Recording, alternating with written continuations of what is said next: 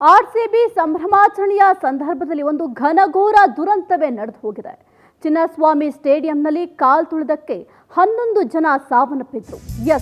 ಚಿನ್ನಸ್ವಾಮಿ ಸ್ಟೇಡಿಯಂನಲ್ಲಿ ಕಾಲ್ ತುಳಿತ ಸಂಭವಿಸಿ 11 ಜನ ಸಾವನ್ನಪ್ಪಿದ್ರು. ಕೆಂಪೇಗೌಡ ಏರ್ಪೋರ್ಟ್ನಲ್ಲಿ 2 ಆಯೋಜಕರ ಸೆರೆ ಹಿಡಿಯಲಾಗಿದೆ. ಈ ಪ್ರಕರಣಕ್ಕೆ ಸಂಬಂಧಪಟ್ಟಂತೆ ಇದೀಗ ಆರ್ಸಿಬಿ ಮ್ಯಾನೇಜ್ಮೆಂಟ್ನ ನಿಖಿಲ್ ಸೋಸಲೆಯನ್ನ ಅರೆಸ್ಟ್ ಮಾಡಲಾಗಿದೆ. ಡಿಎನ್ಎ ಮ್ಯಾನೇಜ್ಮೆಂಟ್ನ ಸುನಿಲ್ ಮ್ಯಾಥ್ಯೂ ಅರೆಸ್ಟ್ ಮಾಡಲಾಗಿದೆ. ಕಬ್ಬನ್ ಪಾರ್ಕ್ ಠಾಣೆ ಪೊಲೀಸರು ಸಿಸಿಬಿ ಜಂಟಿ ಆಪರೇಷನ್ ಅನ್ನ ಮಾಡಿದೆ. ಮುಂಬೈಗೆ ತೆರಳಲು ಏರ್ಪೋರ್ಟ್ಗೆ ಬಂದಿದ್ರು ನಿಖಿಲ್ ಸೋಸಲೆ. ಇದೀಗ ಅರೆಸ್ಟ್ ಮಾಡಲಾಗಿದೆ. ಕೆಂಪೇಗೌಡ ಏರ್ಪೋರ್ಟ್ನಲ್ಲಿ 2 ಪೊಲೀಸರು ಬಂಧಿಸಿದ್ದಾರೆ.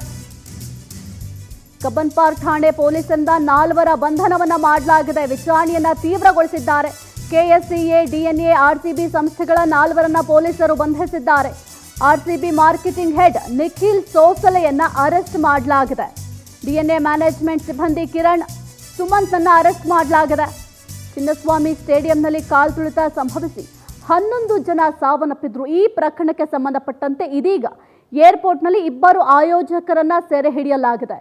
ಆರ್ಸಿಬಿ ಮ್ಯಾನೇಜ್ಮೆಂಟ್ನ ನಿಖಿಲ್ ಸೋಸಲೆಯನ್ನ ಅರೆಸ್ಟ್ ಮಾಡಲಾಗಿದೆ. ಇನ್ನು ಡಿಎನ್ಎ ಮ್ಯಾನೇಜ್ಮೆಂಟ್ನ ಸುನಿಲ್ ಮ್ಯಾಥ್ಯೂನು ಕೂಡ ಅರೆಸ್ಟ್ ಮಾಡಲಾಗಿದೆ. ಕಬ್ಬನ್ ಪಾರ್ಕ್ ಠಾಣೆ ಪೊಲೀಸರು, ಸಿಸಿಬಿ ಇಬ್ಬರೂ ಕೂಡ ಜಂಟಿ ಆಪರೇಷನ್ ಅನ್ನ ಮಾಡಿ ಇದೀಗ 4 ಅರೆಸ್ಟ್ ಮಾಡಿದ್ದಾರೆ.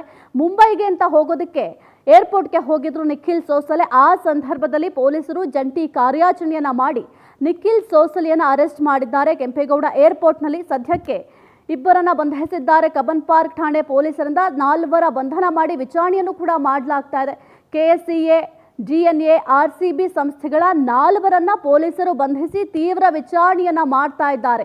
ಆರ್ಸಿಬಿ ಮಾರ್ಕೆಟಿಂಗ್ ಹೆಡ್ ಆಗಿರುವಂತಹ ನಿಖಿಲ್ ಸೋಸಲೆಯನ್ನು ಅರೆಸ್ಟ್ ಮಾಡಿ ವಿಚಾರಣೆಯನ್ನ ಮಾಡ್ತಾ ಇದ್ದಾರೆ. ಇವರ ಜೊತೆಗೆ ಡಿಎನ್ಎ ಮ್ಯಾನೇಜ್ಮೆಂಟ್ ಸಿಬ್ಬಂದಿ ಕಿರಣ್ ಸುಮಂತ್ನನ್ನು ಕೂಡ ಅರೆಸ್ಟ್ ಮಾಡಲಾಗಿದೆ. ಶೇಷಾದ್ರಿಪುರ ಎಸಿಪಿ ನೇತೃತ್ವದಲ್ಲಿ ಆರೋಪಿಗಳ ವಿಚಾರಣೆಯನ್ನ ಮಾಡಲಾಗ್ತಾ ಇದೆ.